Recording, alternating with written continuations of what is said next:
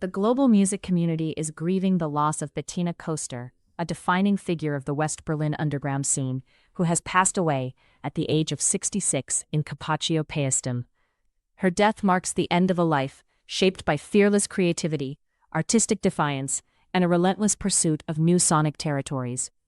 The German musician, who had spent many years living in the province of Salerno, had been quietly battling an incurable illness, a struggle that ultimately came to define the closing chapter of her life. The news of her passing spread rapidly across international media, sending waves of sorrow through fans, fellow musicians, and cultural observers who recognized her as one of the most influential and uncompromising voices of her generation. Confirmation came from her former bandmate Gudrun Gut, whose words carried both the weight of loss and the intimacy of shared history, marking the end of an era that had once pulsed with raw energy and radical artistic vision. Bettina Köster was not simply a musician, she was a force within a transformative moment in European cultural history. Emerging from the charged atmosphere of West Berlin in the late 1970s and early 1980s, she became a central figure in the New Wave movement, helping to shape a sound that was as emotionally intense as it was sonically experimental. During a time when the city itself stood as a symbol of division, tension, and artistic rebellion, Köster and her contemporaries carved out a creative space that rejected convention and embraced the unknown. Her work captured the restless spirit of a generation that refused to be confined, both politically and artistically, and her presence within that movement remains deeply embedded in its legacy.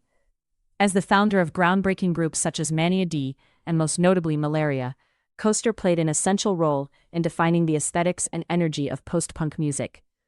These bands were not merely musical projects, but expressions of a broader artistic philosophy that blurred the boundaries between sound, performance, and identity. With Malaria, she achieved international recognition, particularly through the iconic track Kaltes Klares Wasser, a song that would go on to become a defining anthem of the genre. Its hypnotic rhythm, stark minimalism, and haunting vocal delivery captured something both deeply personal and universally resonant, transforming it into a manifesto of post-punk sensibilities. The track's influence extended far beyond its immediate context, continuing to inspire artists and listeners decades after its release. Her voice, often described as deep, dark, and magnetic, became one of her most distinctive features.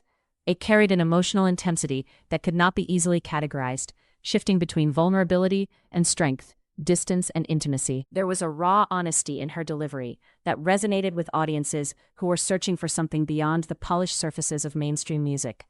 In an era defined by experimentation and reinvention, Köster's vocal presence stood out as both haunting and unforgettable, anchoring her work in a sense of authenticity that remains rare even today. Köster's artistic journey was not confined to Berlin. As her career evolved, she expanded her horizons, immersing herself in the avant-garde scenes of other cities, including the vibrant and eclectic clubs of New York. These experiences further enriched her creative perspective, exposing her to new influences and collaborations that would continue to shape her work. Yet despite the allure of these global cultural hubs, she eventually made a decision that surprised many. She chose to leave behind the intensity of urban artistic life and settle in southern Italy. In the later years of her life, Bettina Köster found a sense of peace and belonging in the Paestum area, a place far removed from the chaotic energy of the cities that had defined her earlier career. The province of Salerno, with its quieter rhythms and natural beauty, offered her a different kind of inspiration, one that aligned with a more reflective and introspective phase of her life.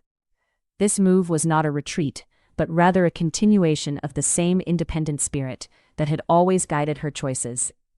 It was a radical shift, yet entirely consistent with her refusal to follow conventional paths. Her decision to live in southern Italy spoke volumes about her character.